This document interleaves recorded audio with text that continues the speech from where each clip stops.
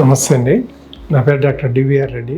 నేను senior homeo డాక్టర్గా మెడినైన్ హాస్పిటల్లో పనిచేస్తున్నాను. ఈరోజు మనము రింగ్వార్మ్ డిసీజ్ గురించి తెలుసుకుందాం. చర్మ సమస్యలలో ఇది ఒక చాలా ఇబ్బందికర పరిస్థితులను కల్పించే జబ్బు అనమాట. ఇది సోరియాసిస్ లాంటిది. ఇది కూడా చాలా, కాకపోతే అది లాంగ్లో చాలా ఇబ్బంది పడుతుంది. ఇది రింగ్వార్మ్ డిసీజ్ అనేది టీనేజ్లో ఎక్కువగా చూస్తుంటాం మనం. అంటే పబ్లిక్ పార్కులలో, హాస్టళ్లలో ఉండే వాళ్ళల్లో, తర్వాత ఎక్కువ గ్రూప్స్లో ఉండే వాళ్ళలో ఇది ఎక్కువ స్ప్రెడ్ అవుతుంటుంది. టీనియా అనే ఫంగస్ వల్ల వస్తుంది, కానీ దీనికి పేరు రింగ్వార్మ్ అని పేరుంది. రింగ్వార్మ్ అంటే జనరల్గా కడుపులో ఉండే పురుగులు, నూలు పురుగుల వలన స్కిన్ సమస్య వస్తుంది అనుకుంటారు, కానీ ఇది కాదు. ఇది వచ్చేసి మనకు టీనియా అనే ఒక ఫంగస్ వలన క్రియేట్ అయ్యే జబ్బు అనమాట. ఇది కాకుంటే దీని లక్షణాలను బట్టి మనం దీన్ని రింగ్వార్మ్ అంటున్నాం. ఎందుకంటే చర్మం పైన ఇది రింగ్ టైప్లో బ్రిడ్జ్ చుట్టూ ఒక రింగ్ మాదిరి ఫామ్ అవుతుంది. మధ్యలో ఖాళీ ప్లేస్ ఉంటుంది. ఇక్కడ అన్ని చిన్న చిన్న ఎరప్షన్స్ మాదిరి వచ్చేసి ఇచ్చింగ్ పెట్టడం, స్కేల్స్ రావడం జరుగుతుంటుంది. సో దీన్ని మనం రింగ్వార్మ్ డిసీజ్ అని అంటారు అనమాట.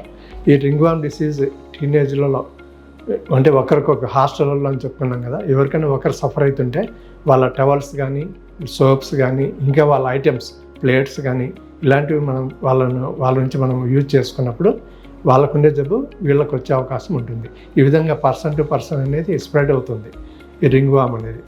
దాదాపు 40 రకాల జాతులు ఉన్నాయన్నమాట ఈ ఫంగస్లో. కానీ ముఖ్యంగా మనకు టీనియా కార్పొరిస్ అనేది, టీనియా దాని లక్షణానికి సంబంధించింది మాత్రమే ఎక్కువగా మనకు 80% వచ్చే అవకాశం ఉంటుంది. ఈ బాడీ మొత్తం ఉంటే దీన్ని టీనియా కార్పొరిస్ అని అంటాం. అంటే చర్మం పైన, ఫేస్ పైన, మెడలు, తర్వాత చెస్ట్ కానీ, ఇట్లా థైస్, లెగ్స్ వీటిపైన ఎక్కువగా వస్తుంటుంది. ఈ రింగ్వార్మ్ అది ఫామ్ అవుతుంది, కానీ 1-2 ఉంటాయి. కొంతమందికి ఎక్కువ కూడా స్ప్రెడ్ అయ్యి 1-2 జాయిన్ అయ్యే అవకాశాలు కూడా ఉంటాయి అన్నమాట ఇట్లా. సో ఈ టీనియా కార్పొరిస్ అంటే బాడీకి మొత్తానికి వచ్చేటివి, అక్కడక్కడ స్పాట్స్ మాదిరిగా వస్తుంటాయి అన్నమాట.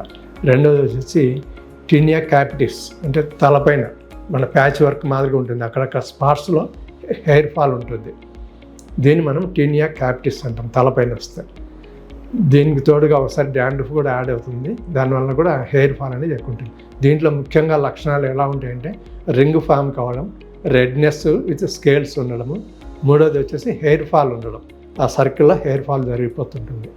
సో ఈ 3 లక్షణాలను బట్టి ఇది టీనియా అంటే రింగ్వార్మ్ డిసీజ్ అని చెప్పుకోవచ్చు. టీనియా క్యాపిటిస్ అని చెప్పుకున్నాం, అంటే తలలో ప్యాచ్ వర్క్, మరి అక్కడక్కడ ప్యాచెస్ వస్తుంటాయి, దాని సెంటర్లో హెయిర్ ఫాల్ ఉంటుంది, బాల్డ్ ప్యాచెస్ ఉన్నట్టు ఏర్పడుతుంటాయి.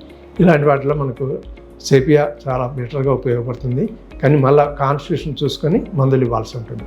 సో డైరెక్ట్గా ఇవి ఒక 30-40% రిజల్ట్ అయితే వస్తుంది, కానీ 100% పర్మనెంట్ సొల్యూషన్ కావాలంటే మీరు ఖచ్చితంగా అనుభవమైన డాక్టర్ని సంప్రదించి మాత్రం తీసుకోవాల్సి ఉంటుంది. రాస్ట్రాక్స్, సల్ఫర్ ఇలాంటి మందులు కొంత ఉపయోగపడతాయి అన్నమాట. సో ఈ విధంగా మనం రింగ్వార్మ్ డిసీజ్ నుంచి ఎలా కాపాడుకోవాలి, వచ్చిన తర్వాత ఎలా, రాకుండా ఎలా, తర్వాత హోమియోలో ఎటువంటి అవకాశాలు ఉన్నాయనేది మనం ఇప్పుడు చెప్పుకున్నాం. మీకు దగ్గరలో ఉన్న మెడినైన్ బ్రాంచ్కి వచ్చి సీనియర్ డాక్టర్ని కన్సల్ట్ అయితే మీకు చాలా మంచి ట్రీట్మెంట్ ఇవ్వడం జరుగుతుంది. నమస్తే.